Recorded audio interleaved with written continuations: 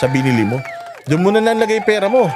Kesa ilagay mo dyan sa bangko tapos wala namang kasikre-sikreto. Masamang-masama yun mga bossing, Diyos ko po. Kaya ito, nag-file na ng case si Atty. Manscarpio at kanina nagpunta na siya sa korte. Pakinggan natin yung kanyang presko, no. Bihirang nagpapa-interview itong tawag dito, bihirang nagpapa-interview itong si Manscarpio, pero dito na nagpa-unlock siya ng interview, na sumagot siya ng mga tanong ng mga ng mga media. Pakinggan natin. Okay. Okay. Kuya, baba ng konti. Yan. Okay? Baba pa ng konti. Oh, yan. Okay na? O, sige. Okay. Good morning po. Magandang umaga po sa inyong lahat. Maraming salamat po. Nandito po kayo. Yung mga questions po ninyo, kay Attorney Danao na lang po, siya na lang po sasagot. Maraming salamat and God bless us all. Thank you po. Ilan po kayo nag-file, sir? Okay. Attorney Mans, mabilit pa mga kuan. Okay, sige na ha. 5 minutes, 10 minutes ha. Okay. Sige, unang tanong. Okay, ang pinahal po namin ay isang criminal case po dahil sa paglabag ng Section 8A, RA 9160 na naamendihan ng RA 11521. Ang sinasabi po sa batas ay bawal po na isiwalat ng AMLAC kahit anong informasyon na nalakap nila sa mga bangko. So yun po yung sinasandigan namin, yung Section 8A po ng RA 9160. Sir, sa mga pagkukunan, they have the power daw ang Congress at submit na power. Teka lang. So, kung babasahin po natin yung batas na yon, na-amendahan siya noong 2021, RA 11521. Inamendahan ng RA 9160. So, 2021 po, yung batas na yan, pinatupad po ng Kongreso, di ba? So, ang batas, bago maging batas, pinag-uusapan, di ba, sa House, sa Senado. So kung meron silang gustong exception doon sa batas na yon, dapat nilagay nila. Ang Section 8A po ay malinaw. Nasabi ron, the AMLAC and its secretariat shall not in any way disclose any information in any manner. So anong ibig sabihin ng in any manner? Sa kahit na anong pamaraan, hindi pwedeng maglabas ng informasyon ang AMLAC. So kung gusto nilang may exception doon, dapat Kongreso mismo nagsabi na except number A, except number 2. Wala eh. Basahin po natin, Section 8A. At ang buong AMLA na batas, wala pong exception. Attorney, bakit kasama sa mga sinampahan ng reklamo yung mga kongresista mula sa Liberal at Bayan? Hindi naman dahil sa liberal or bayan sila. Dahil, kung makikita po natin ang nangyari sa Kongreso, sa House Committee on Justice, sila po yung nag-udyok na ilabas. Di ba? Sila yung nag-motion, sila yung nag-second motion, at pinirmahan yung sabpina. Na dahil dun sa pinirmahan nilang sabpina, nilabas naman ng AMLAC. So, yun po yung kaso namin. Kung sino man po ang lahat nung may kinalaman sa paglalabas ng mga informasyon daw, tungkol daw sa mga bantang sanction na ito, ay dapat managot. Yun na naman ang sinasabi ng aming kliyente sa Atty. Carpio. Kung ano sinasabi sa batas, dapat sundin natin. Kung nilabag mo, ano gagawin mo pag nilabag? Di ba? Kasuhan ng kaso. Ito. Unang-una sa lahat, yung batas na yan, mga bossing, ang gumawa Kongreso. Sila ang gumawa, sila ang nagbalangkas, tapos pinirmahan niya ng Pangulo. Oo, tapos ngayon, sila din ang lumalabag. Tapos hindi nila alam i-interpret. Sabi ko nga sa inyo, itong mga congressman, magaling na naman gumawa ito ng batas. Pero bobo ito mag-interpret ng batas. Sino ang dapat nag-interpret ng batas? Korte. Korte po, o kapag sa tingin mo itong batas na ito, even if ikaw ang congressman, you're not above the law. Hindi pa pwedeng, kami gumawa ng batas na yan, alam namin yan, hindi. Kayo lang ang gumawa ng batas, kayo nagbalangkas ng batas, ang dapat na nag-i-interpret niyan, korte. Korte po, kaya nga kailangan kapag nakita na sa tingin mo lumabag sa batas, syempre kapag yung lumalabag sa batas, sasabihin niya, i-deny niyan. Ano lumabag sa batas? Wala akong nilabag sa batas. May nilabag kang batas. Wala akong nilabag sa batas. O kaya doon nagkakaroon ng hablahan, doon nagkakaroon ng demanda. Magiging referee ninyo ang korte. So ngayon, yung korte magsasabi, sino ang lumabag sa batas sa inyo? Sino sa inyong dalawa yung nagsasabi ng totoo? Congressman ba ang naghihiring? Congressman ba ang nagsasabi na nilabag mo itong batas na ito? Congressman ba ang nagdidesisyon kung guilty beyond reasonable doubt yung iyong conviction? Sila ba nagko-convict? Di ba hindi? Ang nagko-convict, korte. Therefore, korte lang ang pwedeng mag-desisyon dito. So kung lumalabag sa batas, kahit congressman pa na ikaw ang nagbalangkas ng batas, kung hindi ka sumusunod sa batas at yung binalangkas mong batas tinatarantado mo, hinahanapan mo ng butas, korte ang magsasabi whether tama yan o mali. Kaya nga, dapat lang talaga na pumunta ka sa korte para isumbong mo itong mga ganitong klase ng gawain, lalong-lalo na kung ikaw ay isang pribado na tao, tapos yung kalaban mo makapangyarihan, gumagamit pa ng pera ng taong bayan para sirain lang yung reputasyon mo, hindi ba? So, mag-file ka ng kaso. And tamang-tama ito kasi for the longest time, mga bossing, si Mans Carpio at si Inday Sara, pati si Pangulong Duterte, para sa kanila kasi politika lang yan eh. Politika lang naman yan eh. Hindi naman kasi sila apektado sa politika eh. Kasi kahit naman anong paninira sa kanila, kahit naman anong ilabas na mga peking balita sa kanila, itong mga Duterte, mahal na mahal pa rin ng taong bayan kasi hindi naman tanga mga Pilipino. Pag nakita mo naman talaga yung mga Duterte, simple lang naman talaga sila. Wala naman sila mga mansion. Wala naman sila mga mamahaling sasakyan na ifinoflaunt sa kanilang mga sa kanilang mga social media. Hindi mo naman sila nakikita na nakikipag-away sila sa kung saan-saan. Wala naman silang inaalipusta na tao. O sasabihin nyo na naman, yung sinuntok na sheriff, ang tagal-tagal na issue na yan. And para sa akin, dapat nga, hindi lang sinuntok yan, dapat tinadyakan pa sa tagiliran yan eh. May krisis na, nagdi-demolish pa. Hindi ba? I mean, may mga exception yan. Minsan talagang kailangan maging makatao ka eh. Pero itong mga Duterte na to, nakita mo may mga sports car yan, may mga helicopter yan. Nakita mo may mga mansion yan, katulad ng mga congressman. Nakita mo na nagdadamit ng magarbo yan, katulad nito mga putang ng mga congressman na to dyan sa kongreso na kung makapag-flaunt ng mga mamahali relo, mga alahas nila, akala mo sila may-ari ng Pilipinas, alam mo, yan ang mga kurakot. Nakita mo si Inday, very simple, naka-rubber shoes lang, pantalon, naka-polo shirt, tapos isang pirasong relo, yung sing-sing niyang paulit-ulit, yung hikaw niya, yun lang, simple lang. O tapos sasabihin mo, korap? May korap bang ganyan? Yung mga anak niya, saan nag-aaral? O, nag-aaral ba sa international school yung mga anak niya? I mean, nag-aaral ba sa ibang bansa? Katulad nito mga putang ng congressman na ito, yung mga anak nag-aaral sa ibang bansa? Lalo-lalo na yung mga makabayan na yan. O, yung mga anak nila. Recruit sila ng mga kabataan dadali sa bundok. Pero yung mga anak nila, puta, hindi marunong maghugas ng pinggan. Nag-aaral sa ibang bansa.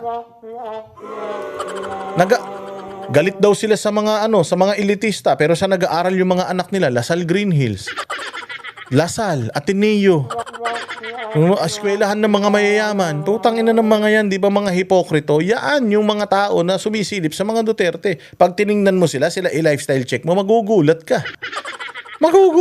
Anak ng tunapay. Ito sila Inday Sara, nakita mo ba silang namuhay ng marangya? Ako ilang beses ko na silang nakikita in public. Ilang beses ko na rin silang nakikita.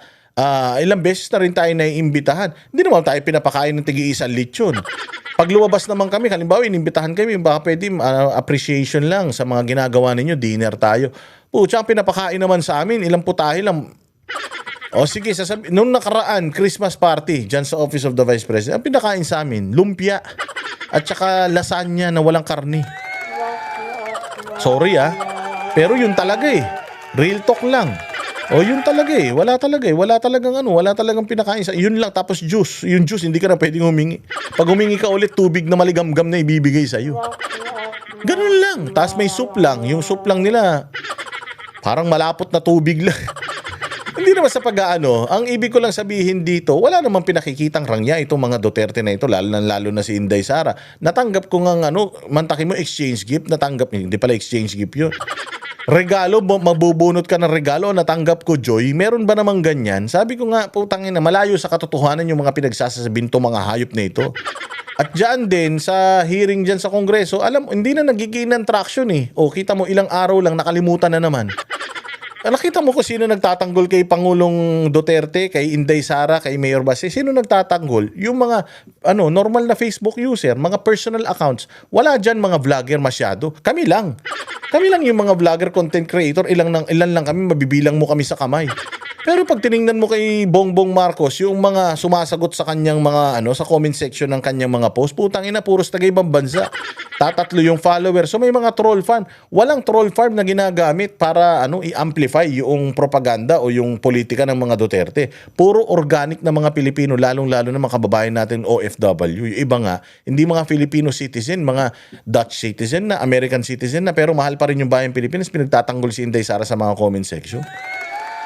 Hindi nila kayang sirain si Inday Sara, hindi nila kayang sirain ang mga Duterte dahil maniwala kayo, walang ibang pag-asa bayan nating Pilipinas sa ngayon kundi mga Duterte. Kailangan magkaroon talaga ng mga Duterte na mga namumuno para magkaroon ng benchmark ang mga tao at yung mga tao pumili ng mga politiko na naaayon doon sa sa standards na isinit ng mga Duterte.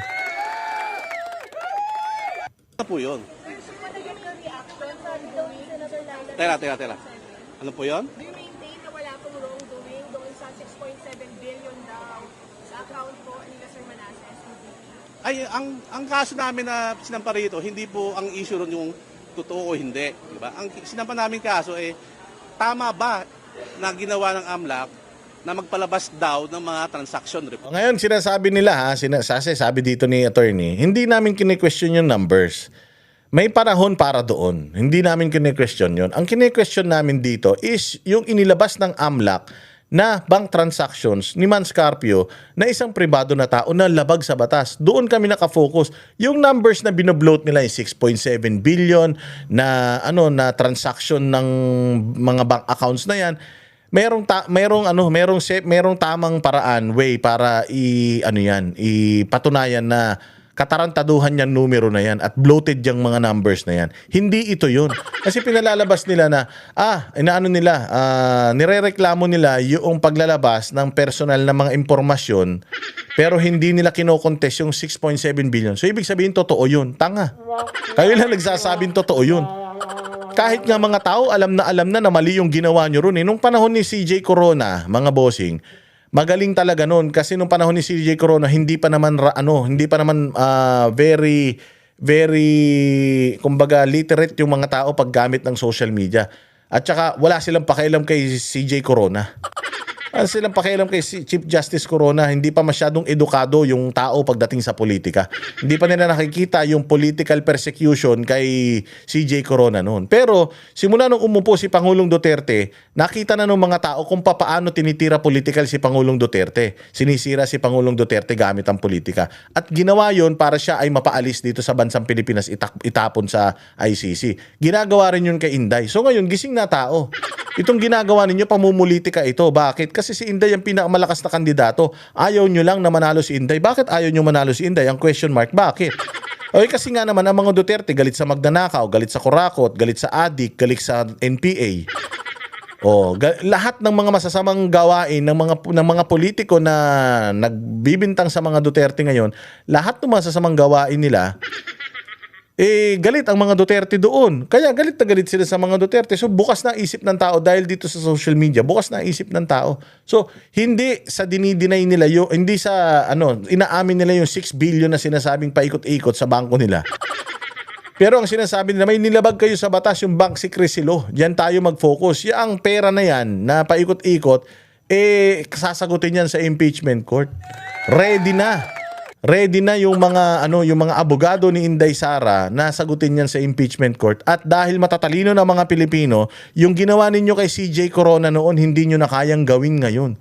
Kahit sino mga eksperto ipatawag nyo dyan, putang ina nyo, makikita ng taong bayan kung gaano kayo katarantado. Alam ng taong bayan na itong ginagawa ninyo, politika lang to. Walang totoo dito.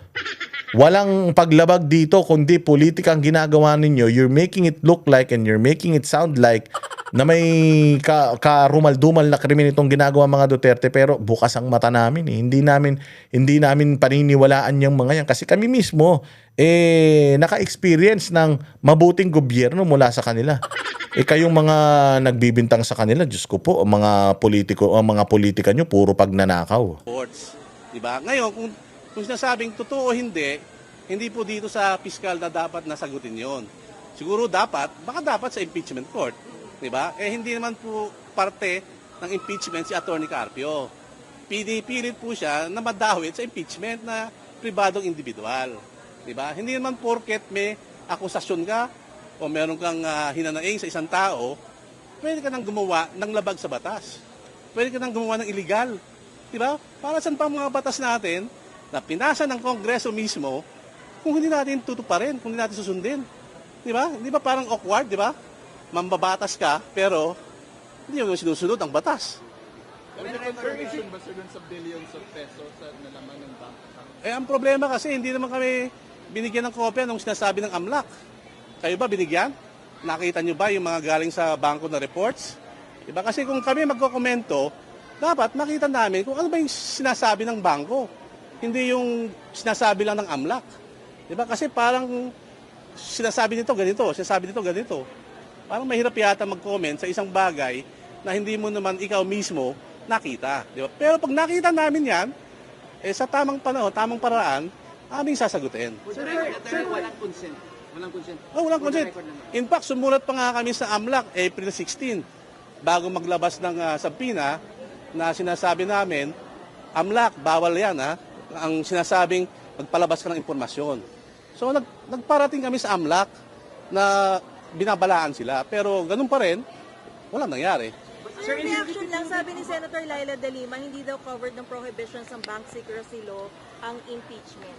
Kasi ang Bank Secrecy Law, di ba, RA 1405. 1955 pa yan na batas. May exceptions nga doon, sinasabi niya, di ba? Pero itong sinasabi naming batas na kanilang nilabag, 2021 na batas. Amending? Hindi. Bagong batas to ng AMLA. Etong batas na to, ang nag-create sa AMLA. So, dahil nga meron silang maraming kapangyarihan, minabuti ng Kongreso na bigyan din ng limitasyon. Diba? Kasi sabi nga sa Spider-Man, diba? With great powers comes great responsibility. Diba? So, kung meron kang ganung power, meron din mga limitasyon ng Kongreso. At ang limitasyon na yon, ang AMLA, hindi sila pwedeng basta-basta lang magpalabas ng mga informasyon. So, in any manner nga, basahin yung Section 8A. So sir, kahit mag-proceed ito sa Senado na tatayong impeachment court, you're saying na hindi rin to allowed na ilabas yung mga bank transactions and bank records ng Vice at ni Sir Carpio? Ang nga naman ito, nakalagay nga sa batas na itong reporter na to, di nag-aral ng leksyon Nakalagay sa batas na kailangan may utos ng korte at may kaso. Yung impeachment, pag nasa impeachment court na, korte ang impeachment court. So kung yung impeachment court mag-uutos sa AMLAC na maglabas ng mga impormasyon, maglalabas siya ng mga impormasyon. Pero syempre, ang impormasyon na ilalabas nila, yun lang mga involved sa kaso. Sino ba involved sa kaso? Si Inday Sara. So dapat yung mga yung mga galaw ng pera na involved si Inday Sara, yun lang. Di mo pwedeng ilabas yan yung kay Kitty. Di mo pwedeng ilabas yan yung kay Basta. Di naman sila involved sa impeachment Si Mans Carpio, pwede bang ilabas yung kay Mans Carpio? Pwedeng oo, pwedeng hindi. Oo, kasi asawa siya ng narereklamo. Pwedeng hindi dahil pribado siyang tao at hindi naman siya involved sa kaso. Pero basta may utos na ng korte, yun nga yung limitations na hindi pwede yung AMLAC basta-basta na lang maglabas ng mga impormasyon na na walang utos ng korte. Ang sinasabi namin, yung AMLA, bawal maglabas ang AMLA ng kahit anong impormasyon. Ngayon, kung gusto lang usisain yung mga bank reports, bank information, meron namang paraan sa batas. Diba? Pero ang sinasabi namin, yung AMLA mismo, hindi pwede maglabas ng kahit anumang impormasyon na nakuha nila galing sa mga bangko. Ngayon, nasa batas naman kung paano legal na paraan para kumuha ng bank information. Nasa batas din naman yun. Pero ang sinasabi lang namin, AMLA mismo, Ang Kongreso mismo nagsasabi, bawal ka AMLA. Bawal ka maglabas ng kahit anong informasyon. Sir, for the record po, hindi po tayo maglalabas din ng yung AMLA report sa Senate na sa impeachment court. Hindi naman kami, talagang hindi naman kami pwede maglabas eh. Kasi ang AMLA, siya ang dapat na maglabas ng informasyon. Diba? Ang AMLA kasi, kung titignan yung batas, ang AMLA ay ginawa para sa money laundering. Diba? Para siya mag-imbestiga ng mga money laundering acts. Ngayon, hindi mo po pwede namang gawin na wala ka namang money laundering na fina-file, tapos magsisiwalat ka ng mga informasyon. Yun ang pinapahintulot na ayaw ng batas. Na sinasabi ng batas, bawal yan, pwede kang makulong 8 years. Okay? Kaya, kung susundin natin ng batas, wala sanang problema. Wala sana to eh. Diba? Kumuha sila ng back inquiry order. Nasa batas naman yan, pwede sila mag-apply sa CA. Diba? E di, kung sundin natin ang batas, wala namang maagrabyado. Sir, Yun ang is it, sorry po. Sir, is it correct to say na you neither admit nor deny the financial disclosures dun sa na nilabas ng AMLA during the impeachment? Kaya una sinasabi ko nga, paano namin madi-deny o ma-admit yung mga sinasabing transaction kung hindi naman kami binigyan ng kopya ng AMLAC at hindi naman namin kami binibigyan ng kopya ng mga reports kung saan galing ang summary ng AMLAC. Pero in my, sa pag-uusap namin ni Atty. Carpio, he vehemently denies having 6 billion ba yun o 3 billion? He vehemently denies that. Pero sir, wouldn't it be prudent for the Vice President and her camp as well, including you if possible, to answer those charges in the House impeachment hearing? Ayokong pangunahan ng mga abogado ni VP Sara, no? Kasi meron siyang sariling abogado. Pero sa parte ni Atty. Carpio, dahil nga pribadong individual naman siya, na pilit na sinasama sa impeachment, eh hindi kami po parte ng impeachment proceeding. Diba? Hindi namin kailangan na sagutin ang mga sinasabi nila Attorney De Lima, sila Congressman Luistro, di ba? Kasi hindi naman kami parte ng impeachment proceeding eh. Kaya kami nagtataka, bakit pilit na sinasama kami sa impeachment proceeding, di ba? 2006 hanggang 2025. Di ba? Yun ang covered ng subpoena. Di ba? Hindi naman siya politiko, si Atty. Cap. Makukunat ang utak nito medyang mga bobo na ito eh. Mga tanga talaga eh. Di talaga nila naiintindihan yung ano eh. Naghahatid lang talaga sila ng report. Wala silang mga opinion na sarili. Mga bugok talaga. Matagal na nga sinabi na yaang ano na yan, yaang Congress na yan, dapat yan, tapos na yan. May probable cause na. So, bumoto na sila. So hindi na dapat sila naghahanap pa ng mga dagdag ebidensya para maidiin si Inday Sara kasi hindi man nila trabaho yun. Ang trabaho lang nila is alamin kung meron bang probable cause o wala. Ganun lang naman kasimple yun. Lahat ng mga circus theatrics na ginagawa nila dyan, trial by publicity na yan. They are trying at least na may mga tao silang mabola. But after 2 hearings, pinagtatawanan lang sila. After 2 hearings, pinagtatawanan sila, nagtawag sila ng isang may kaso, kidnapper. Tapos yung pangalawang tinawag nila, abnormal. Si Trillanes.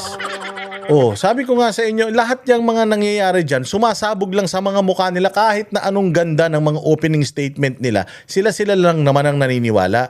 At lalo na yung mukha ni Luistro. Yung kapal ng mukha ni Luistro na kung makapagsalita dyan, akala mo napakalinis na tao. Pumunta ka sa kanyang distrito, tingnan mo kung maayos yung distrito niya. O, lahat ng mga sinasabi nila dyan, babalik yan sa mga mukha nilang lahat at magmamanifest yan sa 2028 elections. Kapag hindi nila napabagsak si Inday Sara ngayon, kapag hindi nila napatumba si Inday Sara ngayon, hindi nila napa-impeach si Inday Sara ngayon, tapos na silang lahat. Mga punyeta kayo, tapos na kayong lahat. At sigurado ako, isa-isa yung mga buwaka ng ina niyan magsisipagsibatan sa Pilipinas. Hahabulin ni Inday Sara yan isa-isa. At kung ayaw ni Inday Sara, ako ang mang-aaraw-araw kay Inday Sara. Pag nanalo si Inday Sara, itaga nyo sa bato, putang ina, aaraw-arawin kong ipapaalala sa kanya na dapat kasuhan niya ito mga putang ina nito. Para mapanagot sa lahat ng mga paninira sa kanya at sa bayang Pilipinas, pang-brainwash sa mga bayang sa mga Pilipino at pang-abuso sa konstitusyon. Araw-arawin ko ako magiging basher ni Inday pag nanalo siya. Tandaan niyo yan. Oo, Araw-arawin ko si Inday. Hey Inday, ano na nangyari kay Luistro? Bakit buhay pa? Hindi, joke lang ha. Magalit na naman kayo. Ano nangyari kay Luistro? Bakit hindi pa nakakulong? Ba't nagbayad na ba ng utang niya? Ano nangyari kay Abante? Bakit panay palabas ng dila niyan? Ano nangyari kay Ridon? Bakit may beke pa rin yan? Araw-arawin natin yan. Lalo-lalo na si Trillanes. Si Papa, alala ko, araw-araw Trillanes, pag nanalo si Inday Sara, pumunta ka na sa Pluto, ha? O, pumunta ka na sa Pluto. Nagpapadala na sila doon ng aso. Ngayon pa lang, pumunta ka na. Hindi nyo kayang pabagsakin si Inday Sara. You've been doing that for how many years already? 6 years nung panahon ni Pangulong Duterte. 4 years ngayon. For 10 years, sinisiraan nyo yung mga yan. Hanggang ngayon, mahal pa rin sila ng mga Pilipino. Kahit magpalabas kayo na sandamukal ng mga Okta Research kung ano-ano mga tarantaduang survey, hindi maniniwala ang tao.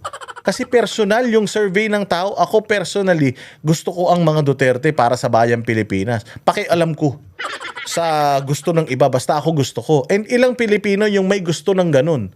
Yung may personal survey. Ilang Pilipino? 32 million. Tapos madadagdagan pa. Putragis kayo. Yari kayo dito. So, galingan ninyo kasi pag hindi ninyo napabagsak si Inday Sara dito at huling araw nyo na sa, kailan ba? At 29, sa Miyerkules. Huling araw nyo na sa Miyerkules para dito sa mga theatrics nyo. After nun, kailangan pumunta na niyan ng Senado. Kasi pag pinahaba nyo pa yan, puta, pagtatawanan na kayo lalo ng tao. Hindi na excited ang mga tao dyan. Ang excited na lang dyan yung troll farm ni Bongbong at saka ni Romualdez.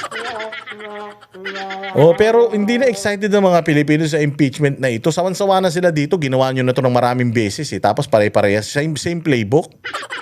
Hindi, noon siguro umubra yan. Pero ngayon, hindi na mulat naisip ng tao.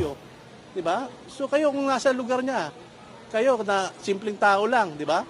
Bigla na lang lumabas ang kaluluwa nyo, di ba?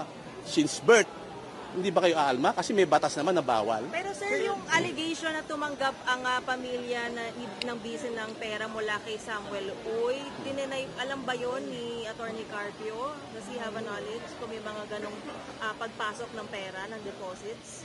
Unang-una, sinasabi ko nga, I think Attorney Carpio will not be in a position to answer those questions. Kasi nga, hindi naman siya parte ng impeachment proceeding at unang-una, sinasabi, transaction yun ni VP Sara, allegedly. Diba? So I think the lawyers of VP Sara can adequately answer that. And I think they have, no? They have denied it through Attorney Michael Powa. I think na-monitor yun naman yun, yung mga statements ni Attorney Mike Powa at yung mga abogado nila kay Fortune Narbasa. Sir, ano yun? Si VP Sara lang ang may hawak ng bank accounts na yun. Walang ginagalaw doon si Attorney Carpio. Yung nga, hindi nga rin namin masabi nga kasi unang-una sabi ko nga, maraming mga accounts, iba-iba naman ang accounts, di ba? Lahat naman siguro tayo iba-ibang accounts, hindi lang isa. So, hanggat sinasabi ng AMLAC na mabigyan kami ng kopya kung saan nanggaling ang mga sinasabi nilang mga summary of transactions, di ba? Mahirap mag-speculate, di ba? Hindi pwede mag-speculate sa isang bagay na hindi mo naman alam kung ano talaga yung specific transaction na sinasabi nila. Sir, I think that should be properly addressed by the lawyers of VP Sara, no?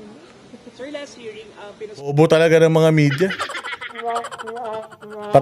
Pati yung sa impeachment, tinatanong dito. Tangina ninyo, hindi nyo ba alam ba't kayo nagpunta dyan?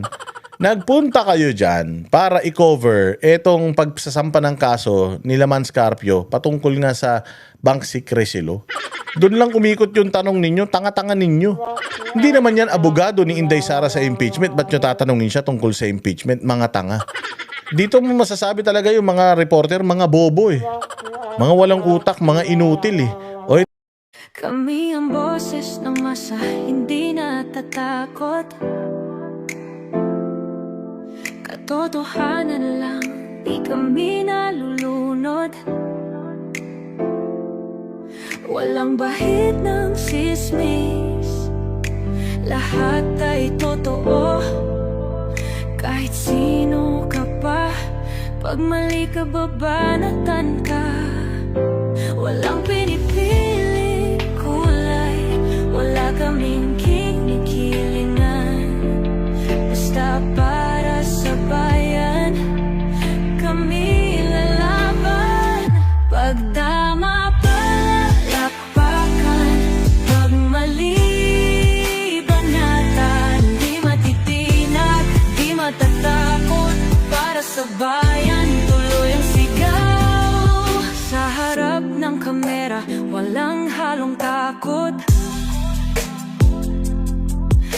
mga baluktot, lahat kayo'y tutumba. Ang hustisya at totoo, yun lang ang mahalaga. Kahit sinong harang, di kami matitinag. Walang pinipiling kulay, wala kaming kinikilingan. Basta para sa bayan, kami lalaban. Pag tama palakpakan, pag mali banatan. Di matitinag, di matatakot, para sa bayan tuloy ang sigaw. Kung nasa tama ka, ikaw ay aming kasama. Pero pag mali ka, handa ka na bang mabasag? Banateros kami, walang inuunan, dahil bayan muna bago ang sarili.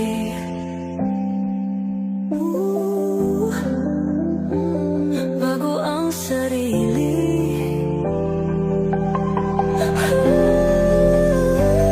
Pag tama palakpakan, pag mali banatan. Banateros ang sigaw, katotohanan ang